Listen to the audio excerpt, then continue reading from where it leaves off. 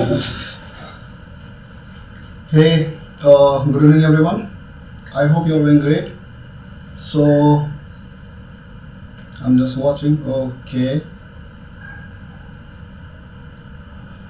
I hope we can start around a couple of people are here.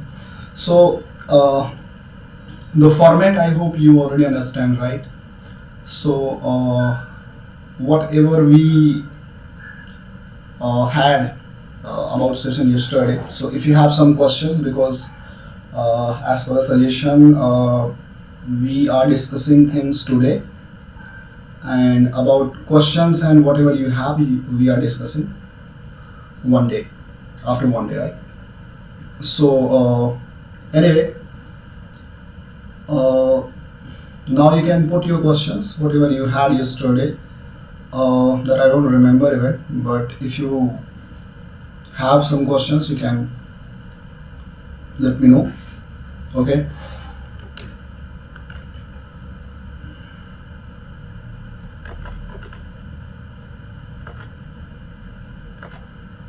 Okay, so I'm just removing this.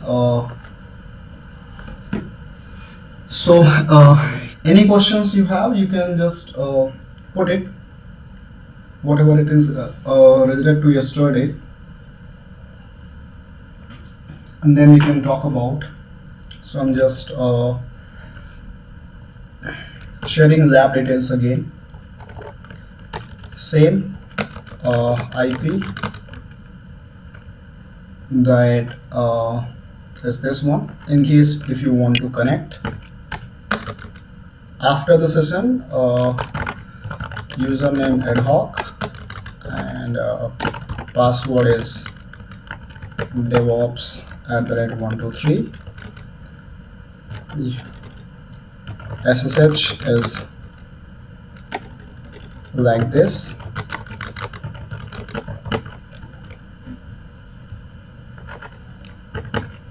And if you want to connect from web browser, https:// and 4200. So let me cross check the same.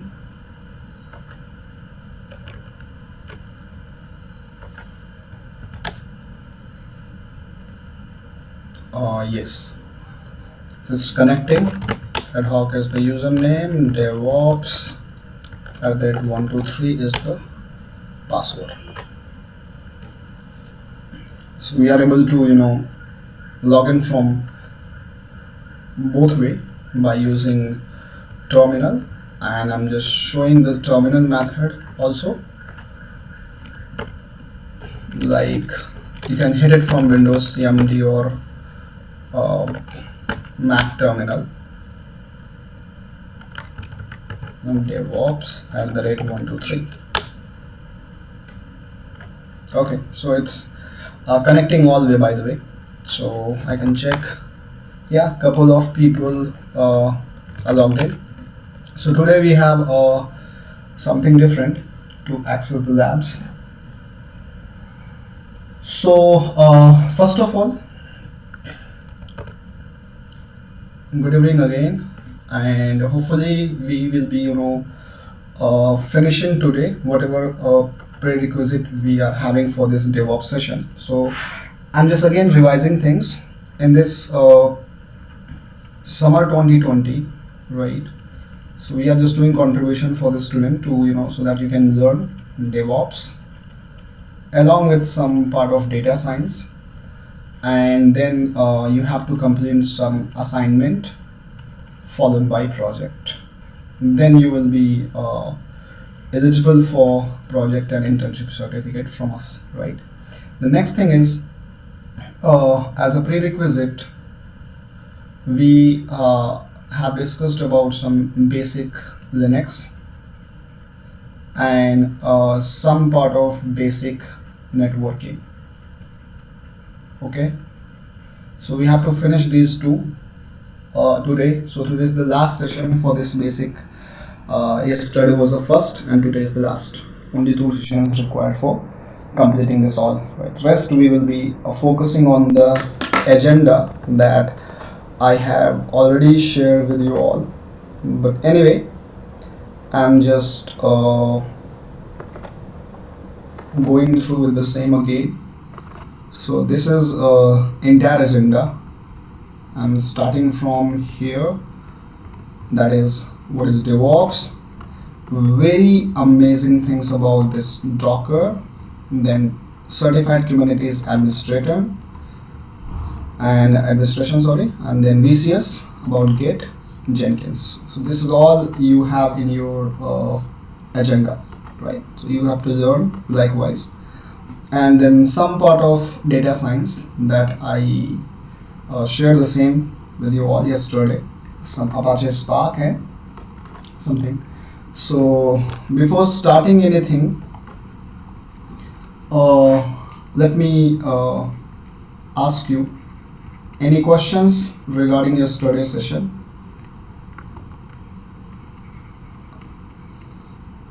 If you have any questions regarding yesterday's session,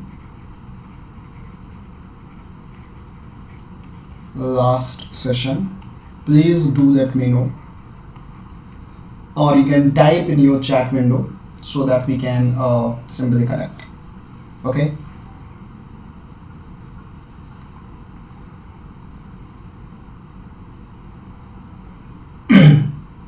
All set. So I'm waiting for your response. If you have any question, please do type in the chat window so that we can talk about all those things today itself. Any questions? I'm waiting for a minute, maximum a minute, not more than that.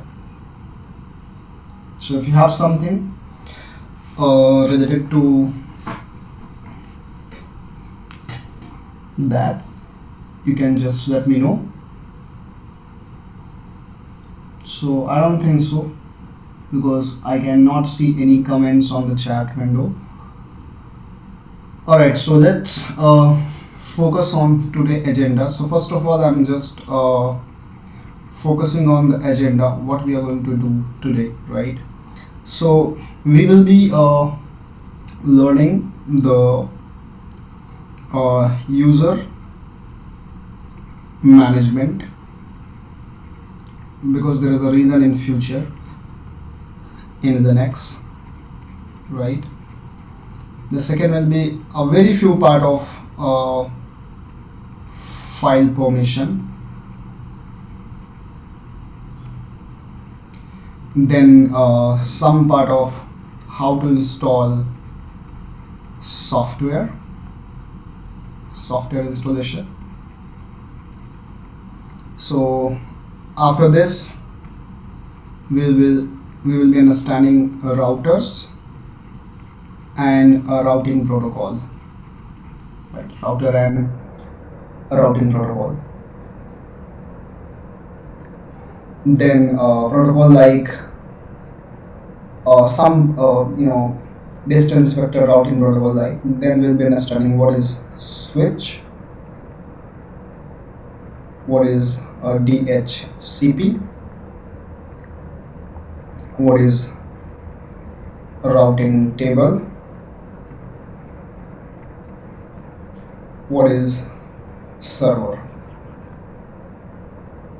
and not in a very deep way, but some part of IP and subnet. Fine. And apart from this, we will be understanding what is HTTP and SMTP and FTP protocols and how you can use them, because we have to use them somewhere. Alright, so this is agenda for today, and this is what exactly basic requirement that we need to understand and we need to learn practically to really achieve the agenda or the target that we are looking for, definitely, right? So I believe I've asked for the questions, but so I'm just okay, because in my system I think the chat is not Okay, updated videos available. I want to, okay, so about yesterday's session, video will be available. So from today onwards I'll be sharing all the video. So let me write it down.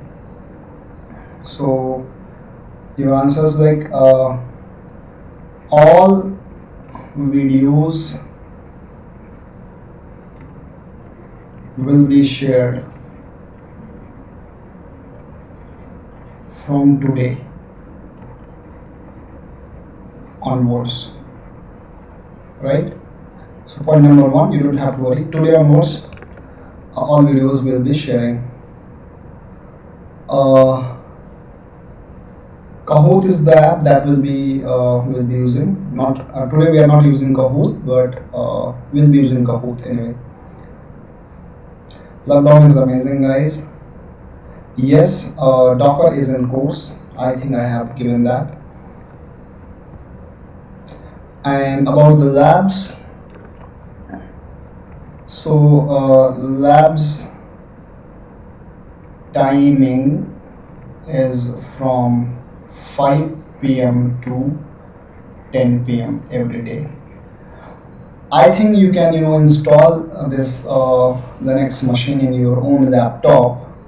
That will be great. So use your VirtualBox or VMware to install Linux. Not everywhere we will be looking for that one. So Gregorian and Julian calendar is just a way, Manoj. Because there are two kind of calendars where there is nothing like technicality in this one anyway. So still we will be discussing about the same, but that is not a technical one, right? So there's a some kind of calendars that is designed by we can say purvas or scientists simply. Okay. So no worries. All right. So now the first thing we are going to cover is user management. Okay. So about user management, definitely Vivek, I'll be uploading that video. About user management, we have to understand. So let's say if we are going to talk about user management. So when I say user management, I simply mean in any of the operating system. Let's talk about either Windows or simply Linux or any other operating system, either Windows or Linux, right? Yes, GitHub is also related to Devops or in Linux, right? So about user management, we are going to add user, delete user, and update user, something, right? So let's say in Windows we have control panel, and where we can add and remove users about this operating system. But in Linux, how we can add users and make user available for your other purpose. So that there is a command in Linux, we call it user add. So we are going to learn how to add a user in a very simple term, how to add a user, how to delete a user, and how to log into that user. So first thing, add user, right? So adding user. So how we're going to access lab today? So make sure you're not doing any mistake. In this particular account where we are logged in, the lab is not going to work, right? So I have divided lab access from a command lab 1 to lab 7. So lab 1, lab 2, lab 3, lab 7. So if you want to perform some operation during the session, if you want to, right, what you have to do, you have to just type lab 1 or lab 2 or lab 3. So 1 to 7 labs are here. So let's see, if I type lab 1, now I'm having a different operating system, okay, and here I can perform whatever I want, simply, right? Here I can perform whatever I want. So it's nothing like So you don't have to perform anything in the direct operating system. Anything that you want to perform, that must be under lab 1 to lab 7. So if I exit from here, I just came out. Likewise, lab 2 again came out. Till what number? Lab 7. So if you try to use lab 8, not going to work, right? So from lab 1 to lab 7, this is something that you can use. So for me, I'm going to use lab 1. You can use any number, lab 1 to 3. Now if I want to add a user, right, I can see here cal command and date, everything is working, so nothing to worry. If I want to add a user, so the program is user add, and it's like an add user like this, right? If the user is not found, you don't have to worry about, okay?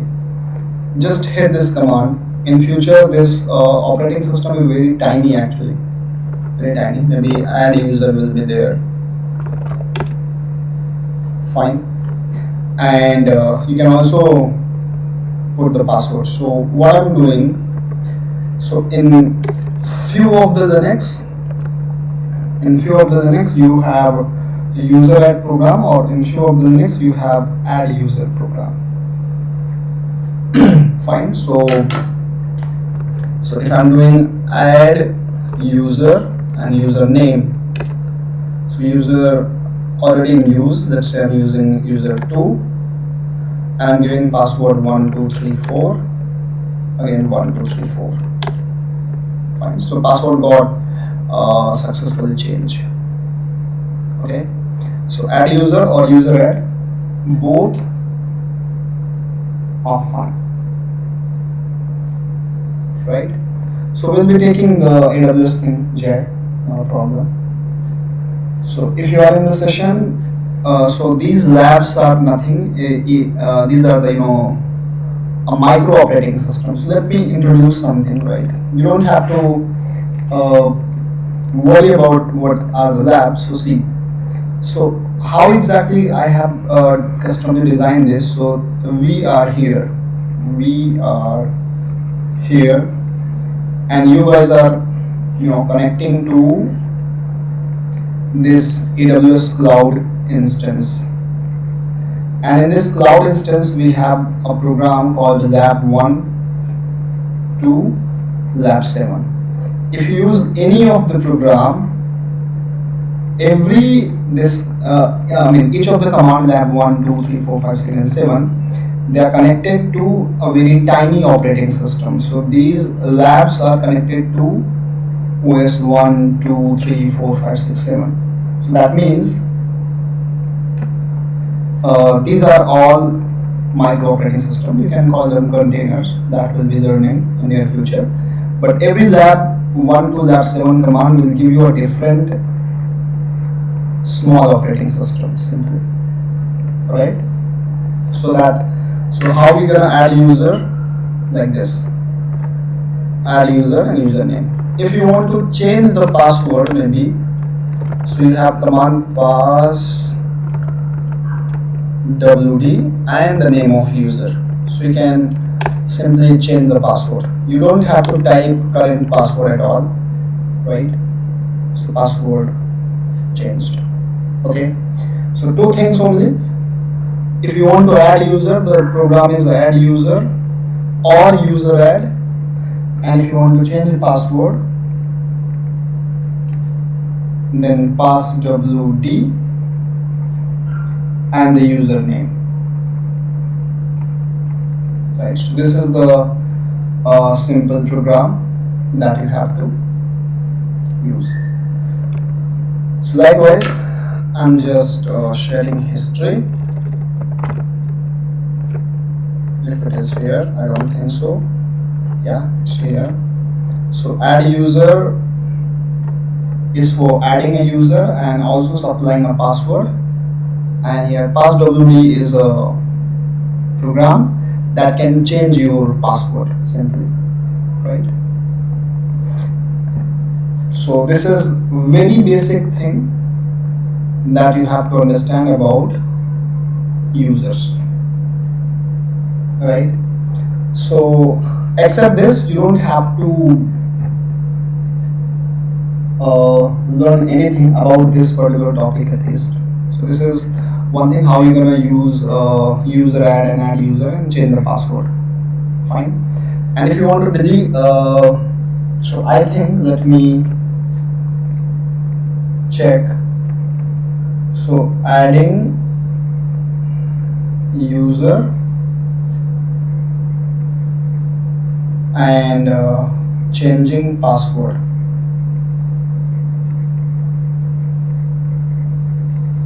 This is all set for now. So adding user and changing password, right? Now time for, so if you don't have any question, just type yes or all set in the chat window. This is a very normal user, Dikshit. Normal means general user, like we create. It's a non-admin user. So if you don't have any question, I can just switch over.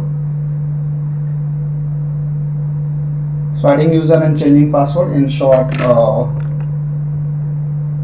this is all, right? So let me just tell you again. So I'm accessing lab 5, good. Add user, okay, password, and now if I want to change password, then okay, simply change. Great. So you don't have to worry about it. So these are 2 commands. Now, wonderful. So how to, so that we'll be discussing what exactly lab is doing. Great. Yes, we can set permission, definitely. So if you see in any of the next flavor, we have this particular user, we call it root, right? So if you talk about main user or admin user in Linux, so in Windows we have user called administrator, and in Linux we have main user called root. So root is very much equivalent to administrator in Windows. So any of the Linux based operating system you are using, so that is root. So if I want to check what is my current user, I can check by who am I, and that who am I is just current user. So if I want to switch into this OK user, so how do I switch? SU, right? SU for switch user, hyphen, and the name of user. So once I do SU, and SU stand for switch user, right? So what does SU means? SU stand for switch user, right? And if I'm hitting enter, see, I got new prompt, and I can check like who am I. So I have this OK user, right? So when I'm switching from root to any non-root user, no password will be asked, right? So switching from root to normal user, here we don't need any password, So likewise, see, my current user was root, then I tried to switch with OK account, and without asking any password I got this OK. But if I try to switch in any other user, even let's say on the root itself, so a normal user will try to switch, so they have to type password, okay, if it is required. If you want to log out from the current user, so I can just do exit. Exit means log out. And if I do exit one more time, so I'll be out of the lab. Fine. Right? Yeah, Mohini, I'll be sharing the content on Google Drive. Okay. So simply, and so switch user is also fine to switch into some user, and then I can just go, okay, and lab 3, that's all set. So this is done for user manage. Only few things was required: adding user and something. And finally, let's say if I am at the lab 5 and I want to delete user, so user del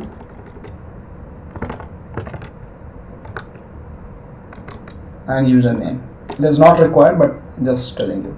Okay, so this is our first topic. So let me actually take a screenshot of it so that I can just simply use this. So I'm taking a screenshot of this agenda.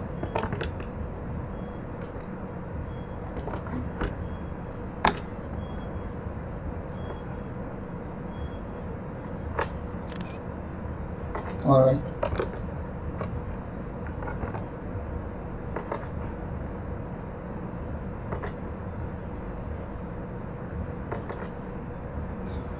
So now the second topic is file permissions. So we have to understand few file permissions for our programming purpose. Okay. So irrelevant question, yes, lab 1, lab 3 is nothing in AWS. It's just a program simply. So, so next thing we are going to talk about, I'm just doing in a very quick way. So file permissions, right? So in general, if you are a user and this is a file or even directory, right? Sorry. So this is file, this is directory. So if you want to access this file or directory, so when I say access, we have in general 3 meanings. So access means either we want to do read, or we want to do write, or we want to do execute. So in Linux or in generally any operating system, we can represent read with R, W, and here X. So the only thing you have to understand in this Linux environment, how you can assign a permission to file for read, write, or execute, or you can revoke the permissions in a directory as also. So when I say a permission means I want to assign some permission to a user to do any of the listed process with the file or directory simply, right? So now if you are able to understand file folder, that is very good. And permission, So when I want to assign, so you have to define three things, right? And what are the three things? Who want to access this data? Who want to access this data? So let's say if I want to give some permission to this file permission, so I have to understand the format or terminology, right? So let me access my lab here only, right?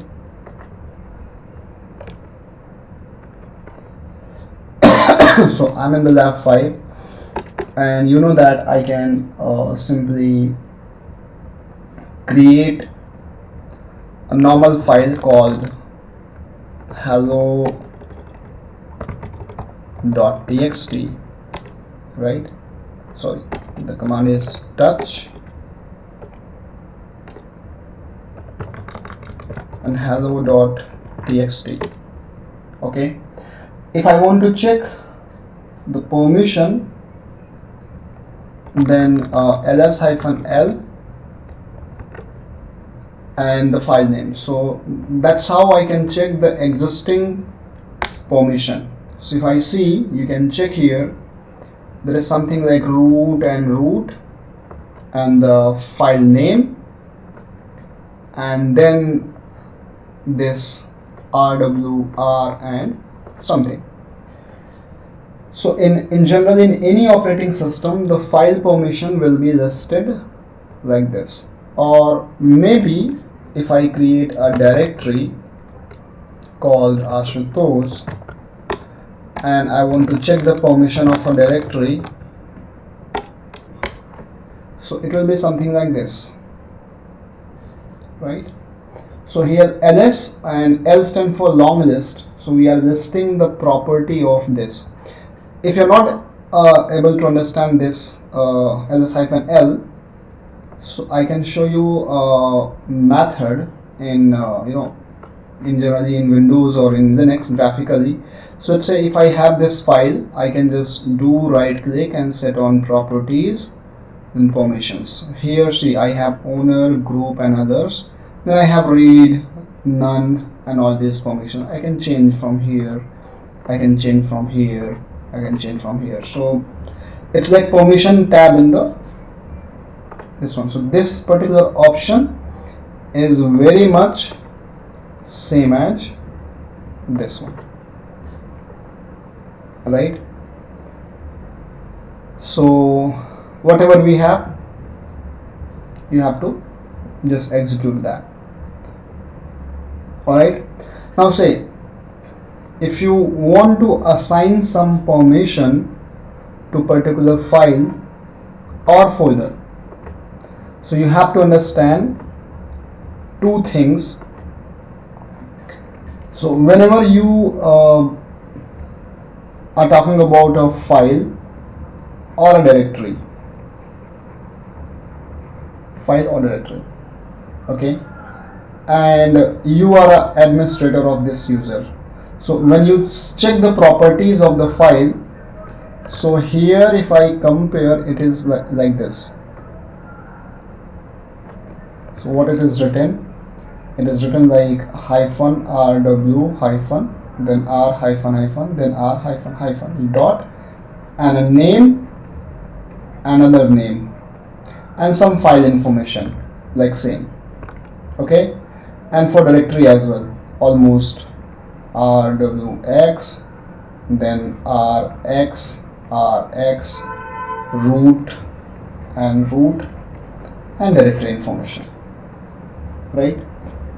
So it is something like that. So before assigning any permission to file or folder, you have to understand this format, right?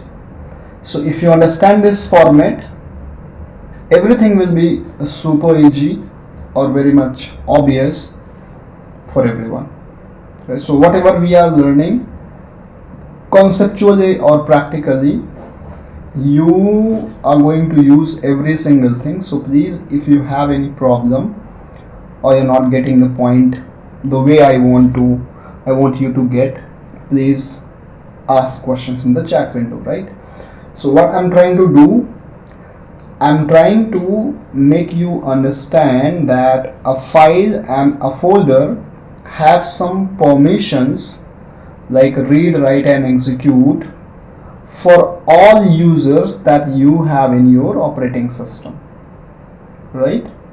For all users you have in your operating system. So we have to focus on this first name. That first name is generally a owner of a file or a folder, right? So whatever we are listing is owner. Generally owner means creator. I'm saying generally, right? It's not any hard-coded rule that owner will be creator, but whatever name it is written in the first place, like here, this or this or this or this, the first one is a owner. So this is a owner of this directory or owner of this file. Please don't get confused. Owner is generally a creator, but not always, right? Because owner can give ownership to someone else, right? So out of these three permissions, read, write and execute, if you do remember, out of these three permissions, what permission this owner has in this file or in this directory? So if you check here, the starting three permissions only, right, RW, and there is hyphen means the permission is missing.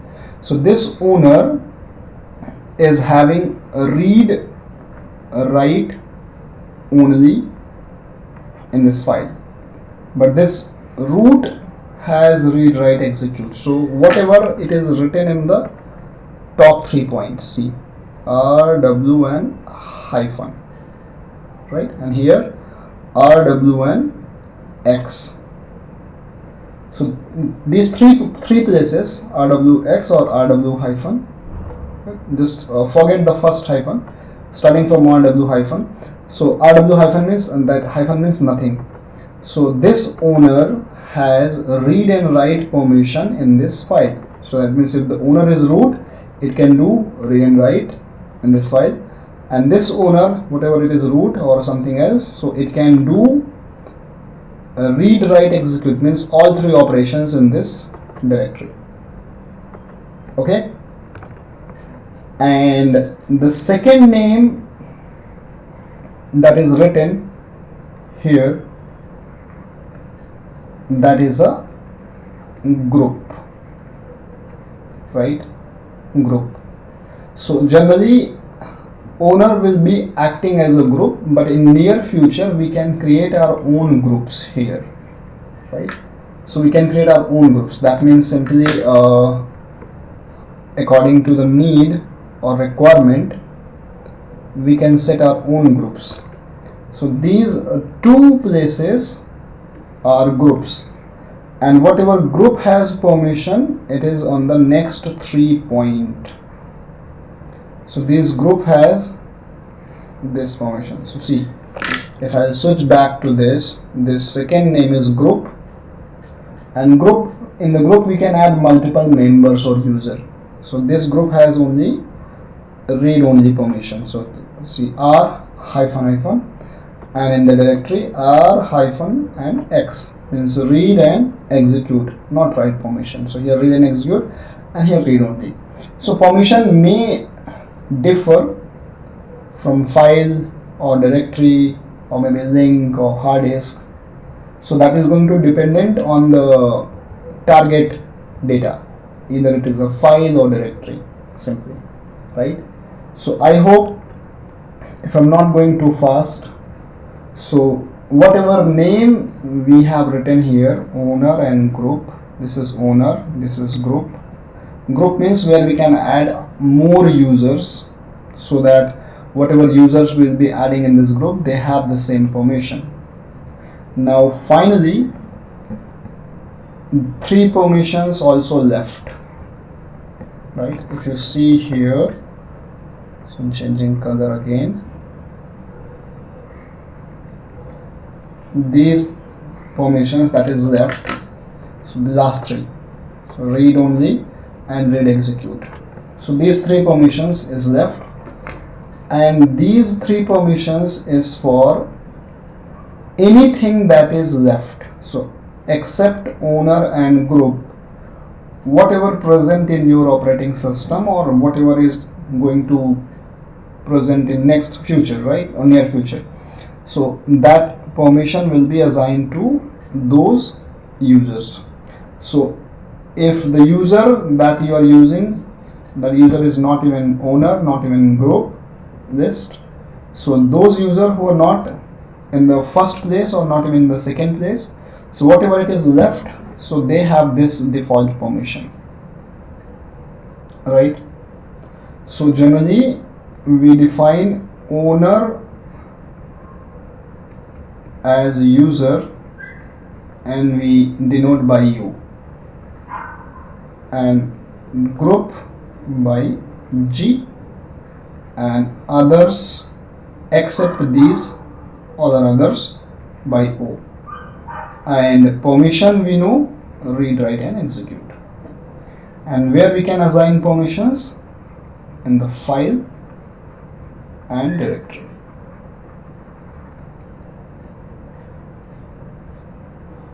Right?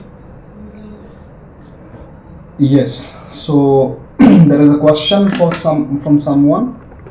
There is a number before owner. So this number is a number of links to that file. How many number of links this file has, how many number of links this directory have. So that is number of links, right? And that is either soft link or hard link or self link, right? So the very last thing that I have written, if this is understood plus this is understood, then we can do it practically. Okay,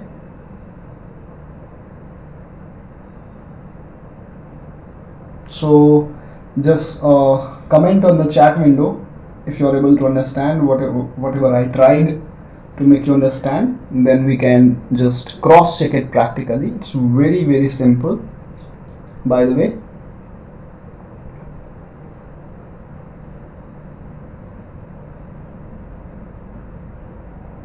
So tomorrow's session will be very different, so it's very important for all of you to understand the today topic. So just type yes in the comment window, or maybe no, or if you have some question you can type question also if you got it.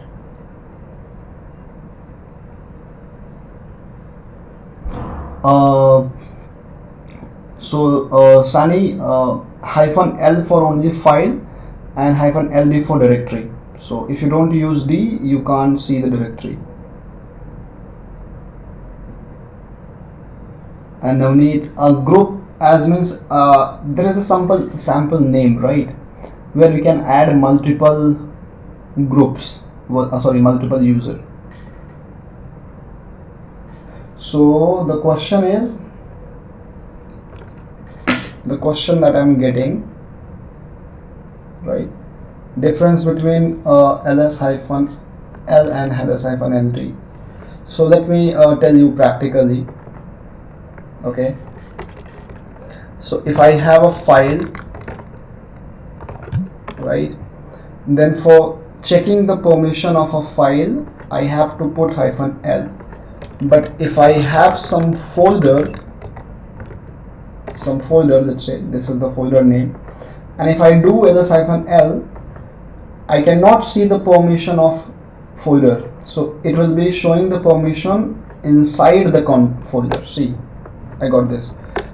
But if I use ld, So it will be showing a permission of this directory permission, right? Got it, I believe. Group in as user. So for whosoever, if you're not understanding group, so let's say in near future, what I'll do, I'll create a file or create a folder,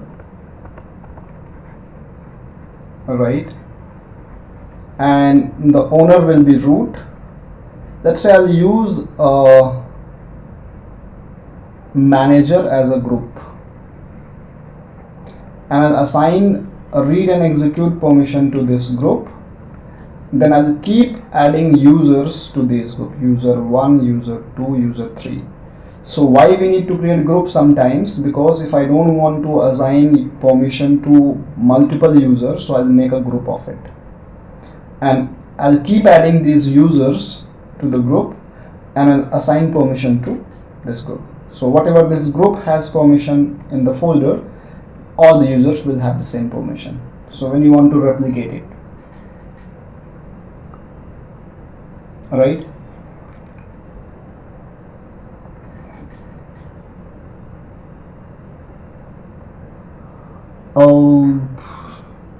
S.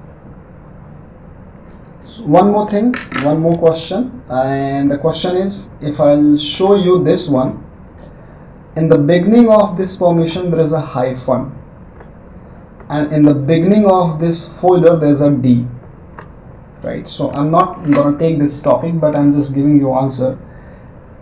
In Linux,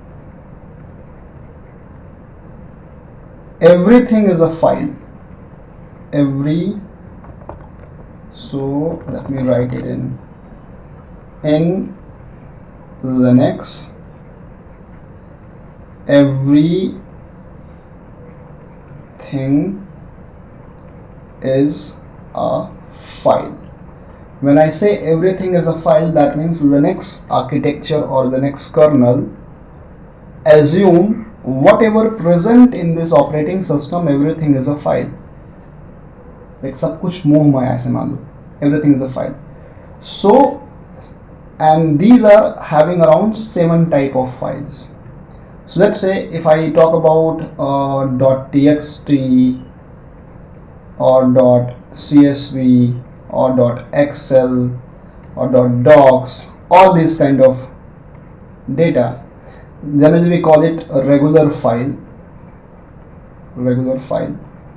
So this is denoted by hyphen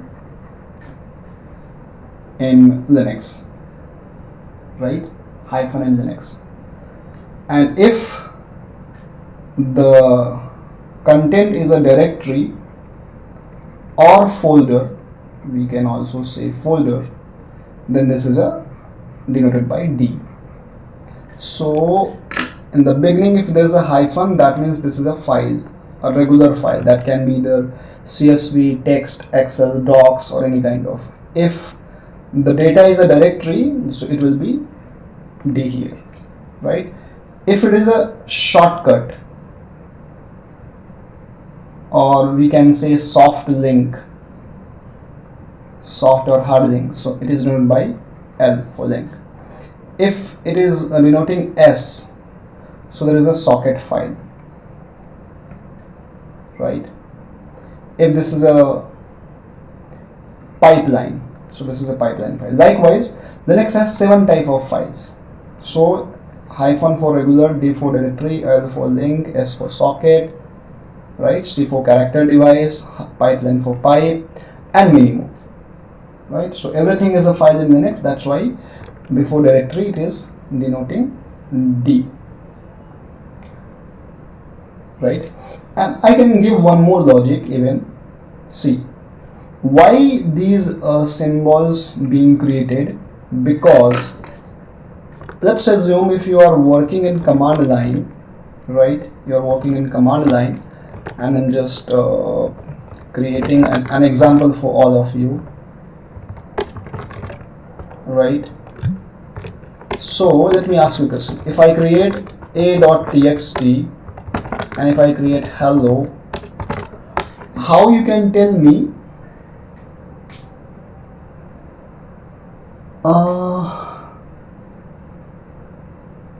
okay, Piyush, I'll be coming to a point. So why these symbols are created actually? So if I can tell you, sorry, you can tell me how you do understand or how you know that which one is a file or which one is a directory. So you can give me the name of content in the chat window. According to you, which one? So I'm not showing this history, I'm just doing this ls. Which one is a file according to you and which one is a folder? Just type a name. So which one is file? Probably your answer will be, because you are trying to figure out the symbol. I mean, we have .txt or we don't have any extension in the folder. So you can type according to you which one is file or which one is folder. So let's say a.txt and hello. So are you using extension, right? But there is no use of extension, because see, there is nothing like I can create a directory like ashutosh.txt. See, so that simply means you can never define a directory or file by extension. That is for us, that is for humans, not for other people, right? And someone is saying highlighted directory and non-directory file. So simply there is nothing like highlight. It's a property of operating system. So if I can remove the color, see, now everything is like, see, here we have .txt, here we don't have .txt, here we have txt. So if you are using color as an option to give answer, that is a wrong thing. By its color, it's not the right answer, right? So color property is maintained by operating system. If you remember that DOS time, right, everything was black and white. So that's why if I do ls-l, I can see it doesn't matter whatever extension is. If it is D in the beginning, that is directory. If it is a hyphen, that is a normal file. If it is a D, that is directory, right? That's why files and folders got created, and we can identify by using the first character. All right, so I don't think so. We are not going much into the reason, right? Simply that's why these symbols got created, D hyphen or something. All right, so it's very simple. But my main point is this one that I want to talk about.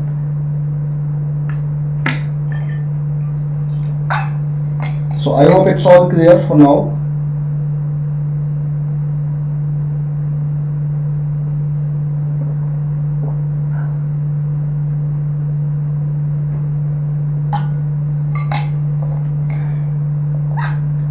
So now let's say if I want to assign some permission to some file or folder, so it's very simple, right? It's way simple. So how I can do that? So let's say I'm just here where I have ls, and I know I have lsa.txt and ls-ld ashutosh, right? So how I can assign a permission, or so the program or command is chmod. Now I have to tell my chmod program I want to add or remove permission to either owner or group or the left others. So either owner, group or others. So owner we represent by U, group by G and O by other. So let's say if I talk about directory, so directory owner has everything, all permissions. So I'll use U. U stand for owner. Here you can understand this one. And minus means I want to remove read permission and the name of folder or file. The name can be direct or you can give the entire path. Okay. So if I hit enter and I'll check back, see the R character is not present here anymore. I can also remove more than one permission in one shot. So let's say I can write I want to remove WX also. So U means owner, minus means I want to revoke permissions, and then I'll check it back and see. So there is no permission left in the owner place. Likewise, I can also do the same for group also. So I want to remove everything from group and definitely I want to remove everything from others. So I can remove either 1 or 2 or 3. Remember that the order is not going to matter. You can write RWX or XRW or something. It's not a problem. So as of now, we have nothing in the permission field because I've removed owner permission, all group and everything. Now, likewise, if I want to assign chmod, let's say U plus WR and Ashutosh. And likewise, I can also assign only read permission to group, and I can also assign only execute permission to others, and I can check the result like this. Sorry. So this is all you have to understand, that's it. So that's why I have given that idea.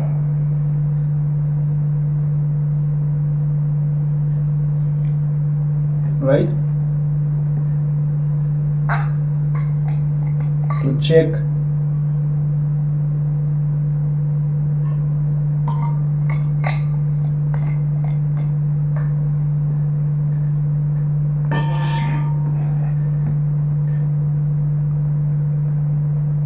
so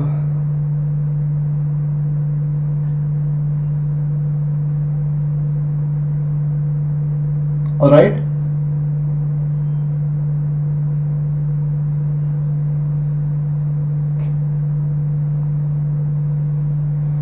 So I think there will be no problem. If you have any doubt or any question, please do ask.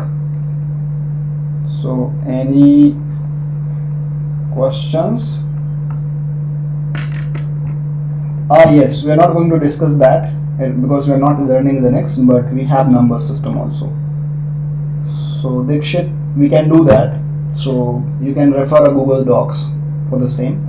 But our agenda, our focus is not to talk about that. We are not learning Linux, just covering some basic things. But yes, we have number system also. All set. So just keep typing your. So if you understand the same, just say yes or got it or okay, great. Yup. All right.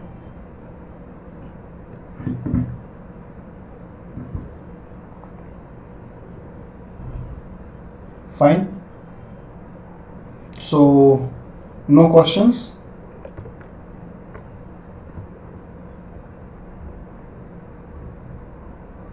Okay.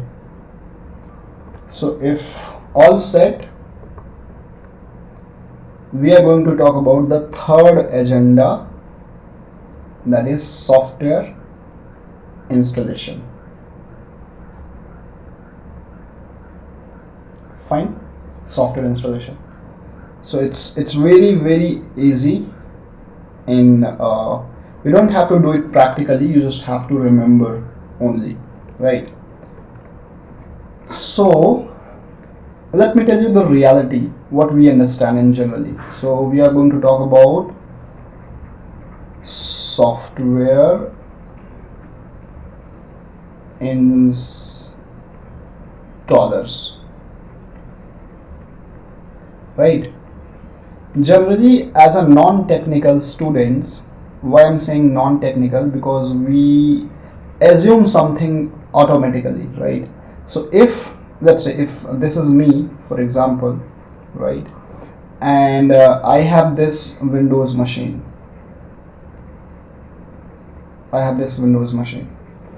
so and if I have downloaded a software called vlc.exe, and if someone gonna ask me how you install this software, so my very simple and genuine and masoom answer will be, bro, it's very simple.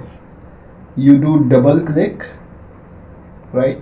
You do double click and go with the flow method. Just accept the license, click next, and blah blah, and boom, wow, software got installed, right? So if someone gonna ask me how you install VLC Media Player in Windows, so the very masoom answer is like, just double click on the exe software and follow the next window, accept license, and you just click on next, and boom boom boom, and everything is going to finish that, right? But in reality, and I hope you all are agree on the point, right? But in reality, there is nothing like that. So double click is just a way to execute that software by mouse. So whenever we just do double click, actually who is installing software, right? Who is installing software? Or I can say what program installing software. So that software, that who is nothing, that is a software installer. So once I double click on the Windows to install a software, there is a software installer running in the backend, right? And that software installer for Windows, it is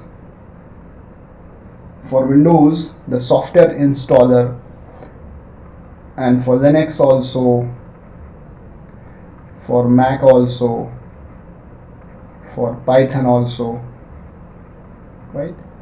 So for Windows the software installer is MSI, that is Microsoft installer. For Linux, either yum or DNF or apt. So these are the programs you can install software. For Mac, it's brew, and for Python language it's pip. So when I say software installer, that means actually these are the programs who are connecting to your source code, and they are just downloading and installing software. So these days, in the world of even MacBook or in Linux or Windows, you don't have to download the exe or RPM file, and you don't have to double click. So these methods, it's like a app store for your phone or Play Store for your phone, like you used to install just by clicking and everything is automatically got installed. So Play Store or App Store for your phone.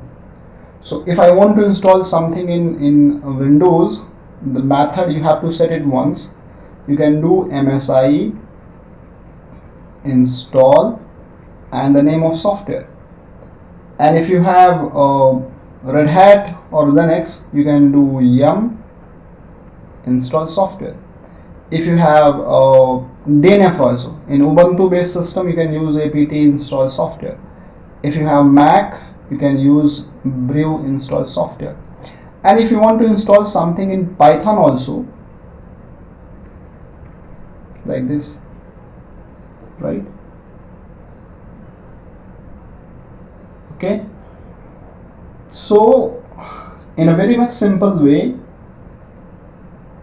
these all are different operating system software installer, but the syntax is very common. Everything is common, right? See the way we are going to install. So we will be using this in near future very much, right? So we'll be using this in near future very much. That means almost every day we will be using, not today but almost every day after today we'll be using MSI, we'll be using yum, we'll be using apt, brew, pip, and whatever it is, right? So how we gonna use that is a future plan, but just wanted to tell you this is the actual method of software installation these days. Right? This is how we are going to install any software in our near future sessions. Okay, so I hope it's not a problem for anyone. So just type yes or no. If you do have some question, please do ask, and if you don't have, just say yes. I can just switch into the new topic. I'm very much in hurry, right, because I want to finish all those things today, and from tomorrow onwards we'll be starting our main agenda. Okay, so waiting for your comment. If you understand this all, just type yes or yo or cool or okay.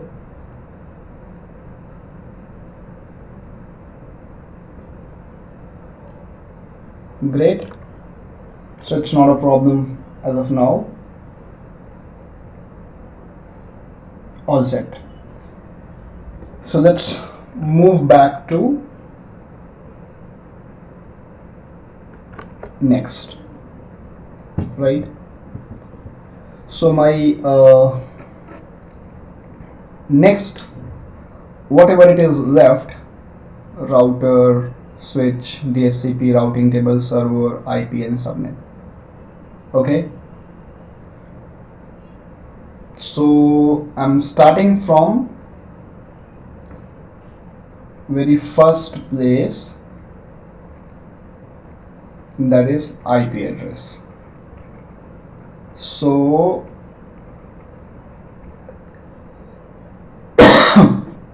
version 4, definitely IP version 4.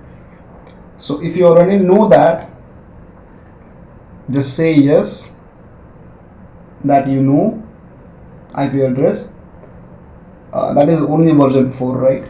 Just wanted to tell you, every time you check the IP address, so it will be something like a number dot another number dot another number dot another number.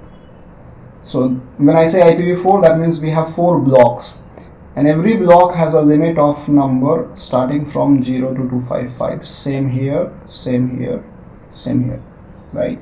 So to identify this number, right, here, here, here and here.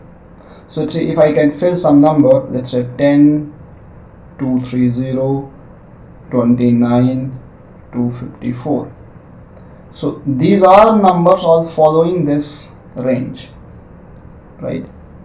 So that is what exact or perfect or correct IP address is, right? So I don't think so there will be any problem for IP addresses of now. Okay, and how you check IP address in Linux or in Windows or in Mac? So to check IP address from a command line, Windows has a command called ipconfig, right? Except Windows, all other operating system has ifconfig. It doesn't matter, either you have Mac or Red Hat or Ubuntu or Kali or any other operating system. So except Windows, everything is having ifconfig. And that how I can check, let's say if I am going to my lab, let me exit out from here. So if I go to lab 3, let's say, and if I type ifconfig, I can check this is my IP address, right, in lab 3. And if I come out from lab 3, let's say lab 6, and ifconfig, then I have 7 IP. So that was a different one. So lab 3 has a IP4 in the last. You can see they all are following this rule. They have 4 numbers and every number is in between the range of 0 to 255, right? So this is your first IP, this is your second IP. So we have lab 6 or lab 7. So all labs has their own individual IP address, simply, right? So you can also cross check it. I've also repeated, except Windows, every operating system has the same command, that is ifconfig, right? So I'm just logging out from here.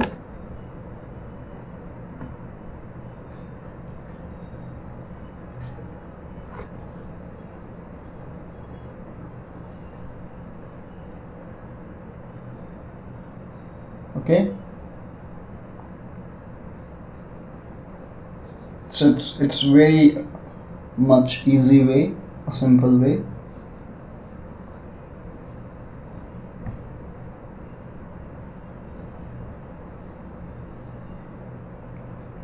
Fine.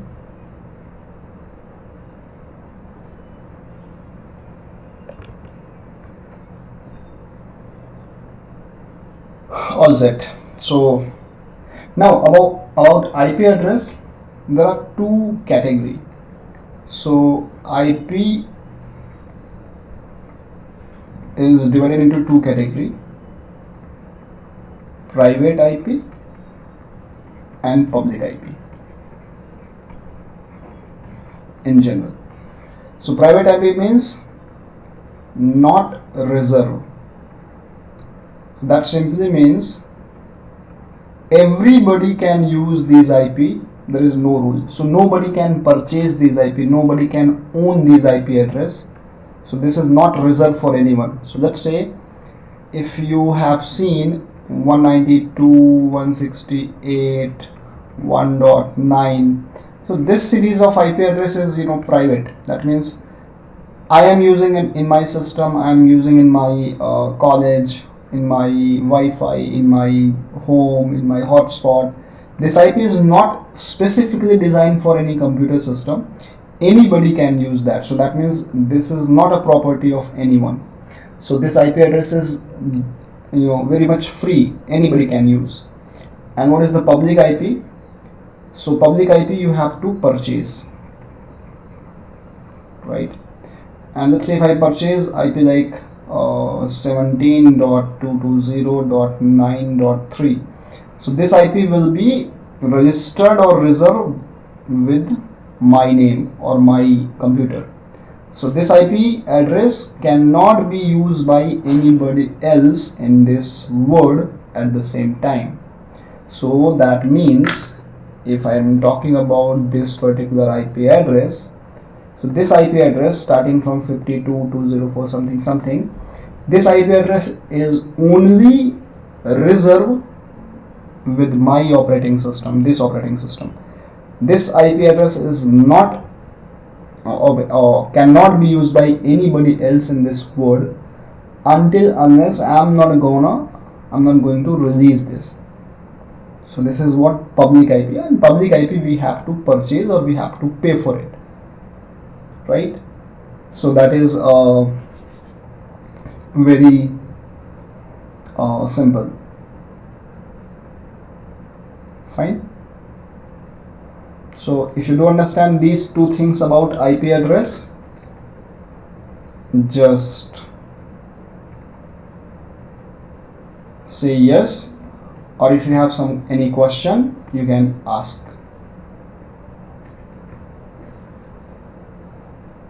So if you have any problem, say yes, no, and if you understand it, just say thumbs up or yeah, okay, cool. Otherwise we can just go ahead, and maybe if you have some question. So this is very tiny information, but in near future we will be using all the way.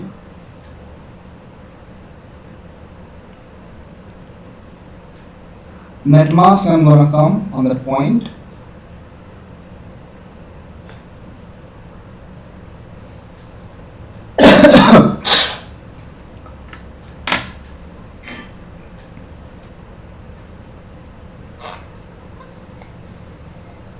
Oh yeah, so the quizzes are ready for all of you, by the way.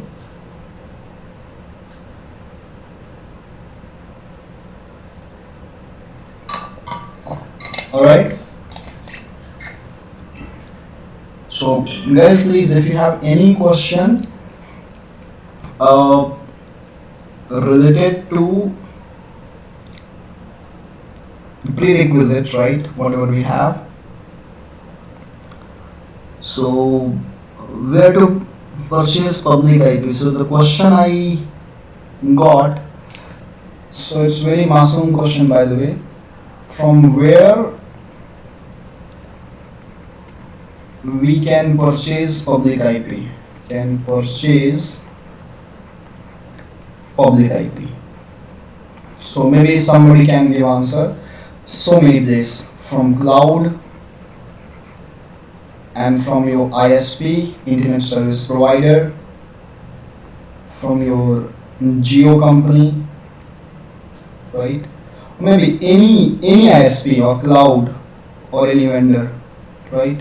So generally cloud and ISP, these are the two options you can purchase IP from there. Okay, and if you want to check what is your public IP, so you can type what is my IP address in your browser. So you will get your own Wi-Fi or your mobile phone public IP. So in your browser, if you type what is my IP address, so it's this.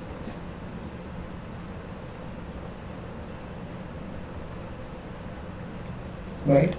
So public IP is simply the one where the IP address cannot be used by multiple people at the same time, right?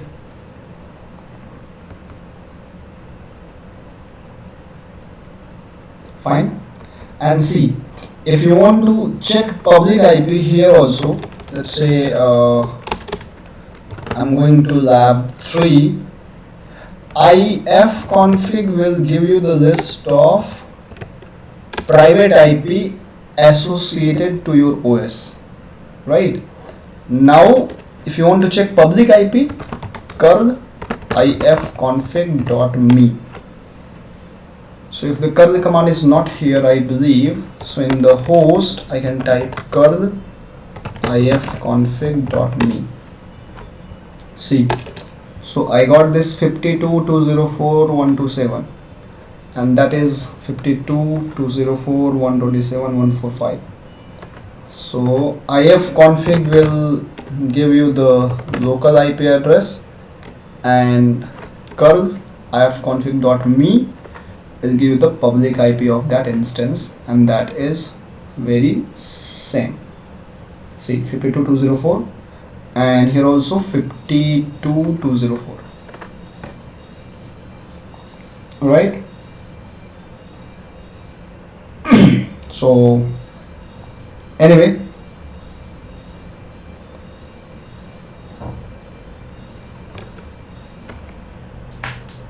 fine. So this is about your IP address. So about subnet or net mask, we have that use in near future. I'm not gonna. And my next point is DHCP. No, in Windows curl is not maybe going to work, but in PowerShell you can try.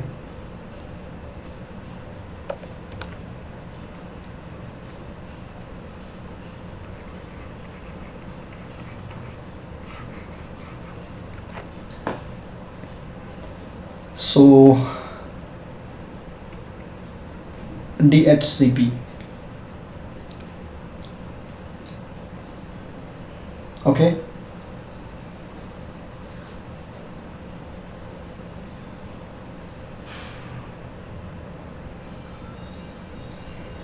All right. Now,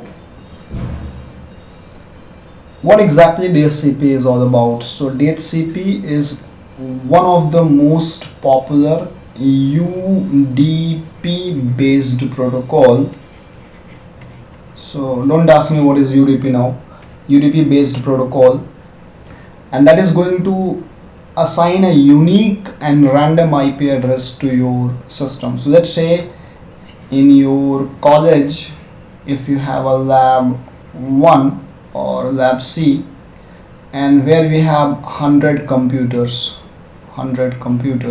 right? So definitely there is a burden or there is a mismanagement. If you keep assigning IP address manually, human can repeat the IP address. If you assign some IP address here, you may repeat here as also, right? So that means if you want a system where you want a server, where every system or every mobile phone, every laptop will get a unique IP address. So we put a server or a Wi-Fi router, where this router will be giving a unique IP address to each and every connected device, and this unique distribution of IP address is maintained by this protocol, that is DHCP. So for example, if this is you and you have a smartphone, if you turn on hotspot, this is hotspot, okay, hotspot, and if 10 people are going to connect with your hotspot, so your mobile phone hotspot will give a unique IP address to each and every device because of this program. Okay, so this, when you start a Wi-Fi hotspot, actually a DHCP program is getting triggered in the backend. So whenever a new people or new mobile phone or new laptop or new computer will be connecting to your hotspot, they will be getting a unique IP address. So when you don't want to manage IP address manually, and even if you don't want to remember also, so definitely you need an automated program where the program will be taking that responsibility to distribute the IP address across the nodes. Okay, so DHCP is a UDP based protocol, and definitely you're getting it. So if you have any question, please do ask, otherwise it's all set.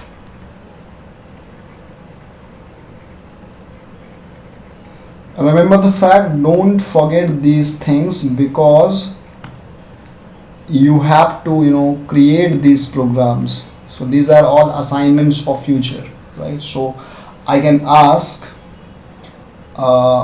design a Python code that will act as a DHCP for individual PC router. So in future we'll be designing a code in shell or in Python to implement that thing. Okay,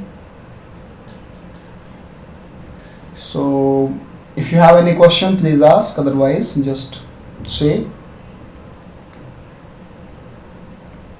yes.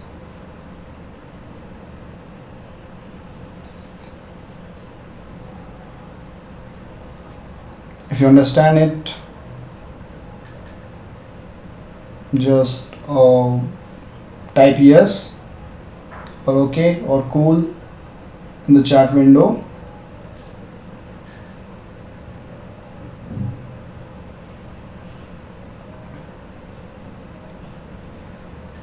So waiting for your response, do it quickly.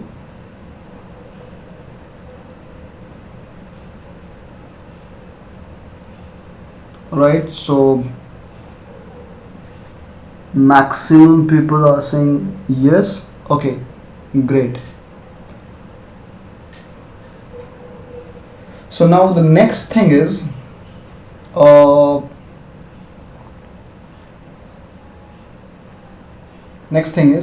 you have to tell me, right? Because whatever it is left, how many of you understand OSI model?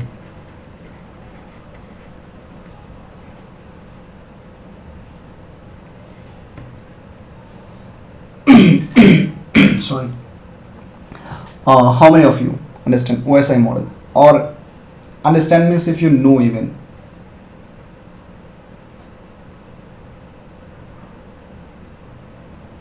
If you know, just type Y in the chat window, or if you don't know, type N. OSI model in networking.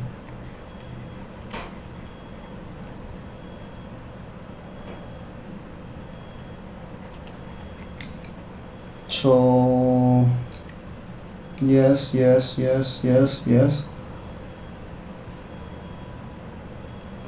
Open system interconnection. Fine. So if you do understand OSI model a bit, right? So here we are going to talk about the top layer is application. In the middle we have network layer. I'm just putting most important, and then data link. So my total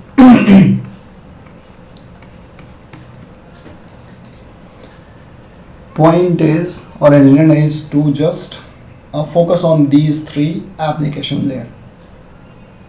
So whenever we are accessing any website like HTTP or by HTTPS, these are all application layer protocol, right? So either we don't have to discuss about these models, but if you do understand, let's compare it. So if you want to access any web application by either HTTP or HTTPS, so definitely either HTTP or HTTPS, that is a layer of a job of application layer. The second thing that is left in the agenda, router and switch, right? Router and switch. So let's say in the same example where you have a lab C in your college, and you have 100 PCs. So how you connect these 100 PCs via LAN cable? So there is a device, we call it switch, right? The device, we call it switch, and this switch will be responsible for connecting all these PCs under a single lab. So how the lab setup we are going to create in this cloud environment? So we'll create one DHCP machine, okay, one DHCP machine, and there will be a wire coming from here and will be connecting to a switch. Now this will be my PC1, PC2, PC3 and so on. All these PCs or laptops will be connected to this switch, so that this DHCP can send IP packet by switch to all other devices. So when there is a common server that is distributing IP address to all server, and they all are connected by a device called switch, this setup we call it LAN or local area network, right?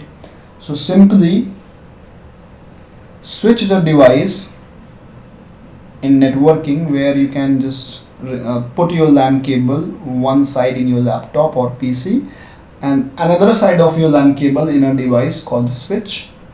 And when switch is useful, when you have a common IP provider or common router or common gateway, so from where you can just connect to this. I'll just forward the packets, right? So when they so this PC will be requesting, I want IP address. So this switch is a communication or it's a device, so that is communicating or that is making your PCs enable to connect to this DHCP and to connect in between or among the PCs. So it's just a device. Let's say you have a power extension or power cord in your home, and you're connecting so many devices like laptop, charging or something. So it's like that. No, here we cannot use router. Okay.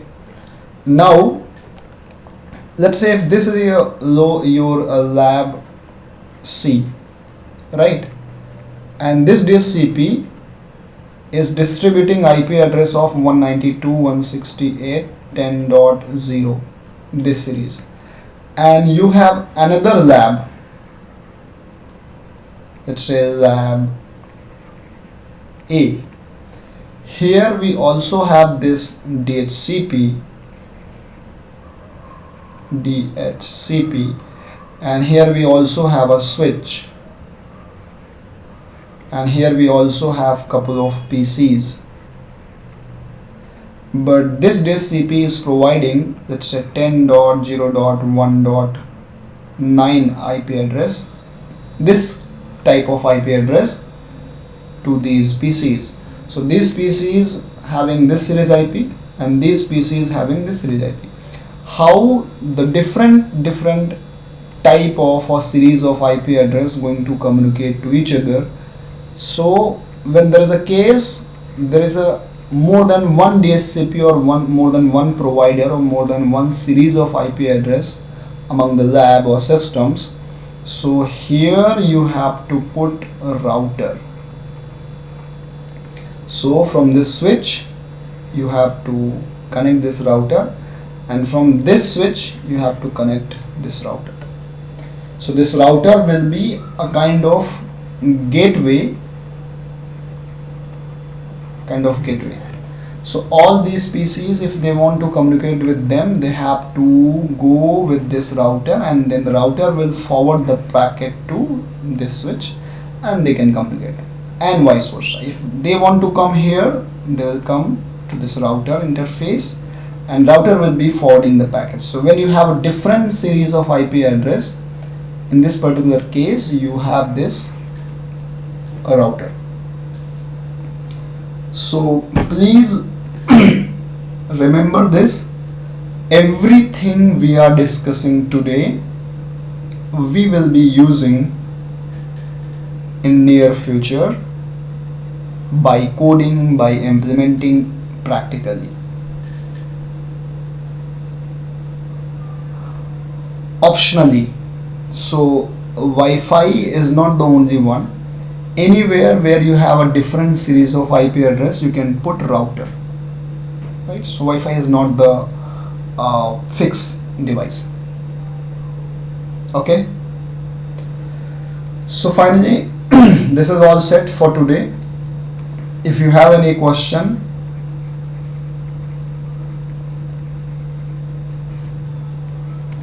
tell me, otherwise we can wrap it up for today. So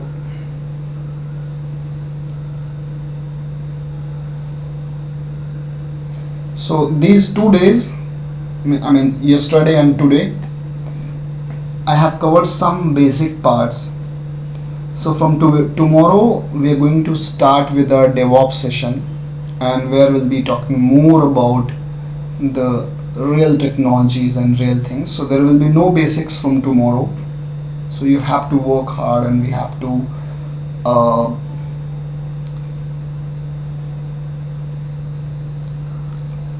there is nothing like fast or slow.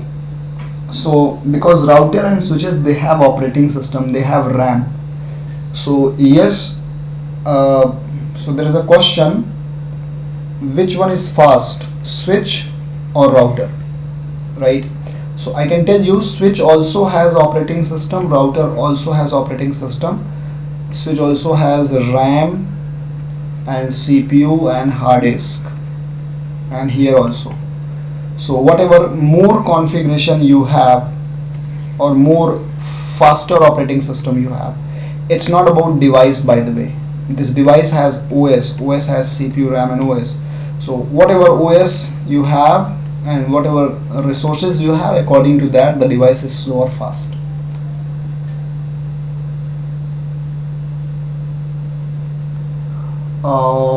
When we use router, then no use of DHCP. No, router can also work as DHCP, but that is optional now need, right? So if you don't want to use your router as a DHCP or provider, so you have to use DHCP for connecting different networks, like in this case.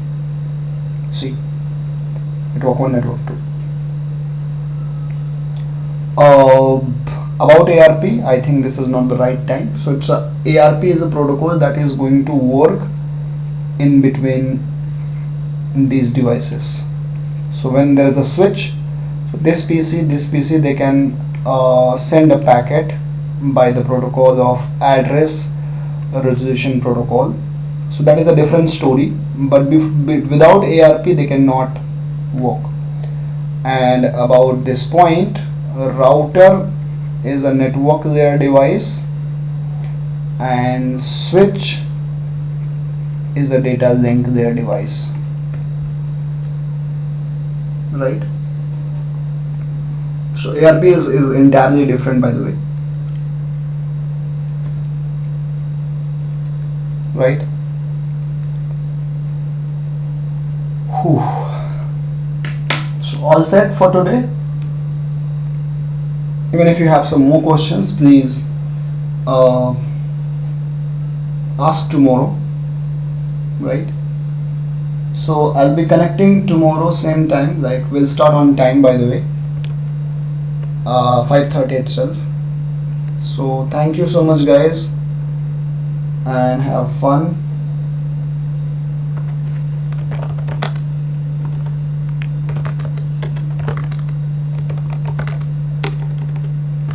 Good night.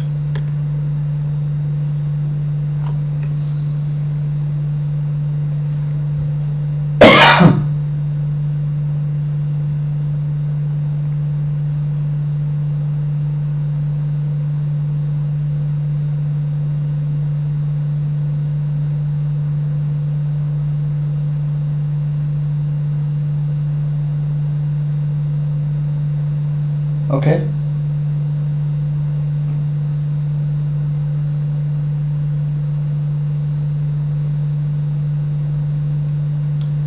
So the recording I'll be sharing on the WhatsApp group, and anyway, so I have a WhatsApp link here, so I'll be sharing in the YouTube. You can join from there, and recording I'll be sharing on the same place. Okay, so I'm just doing end of streaming.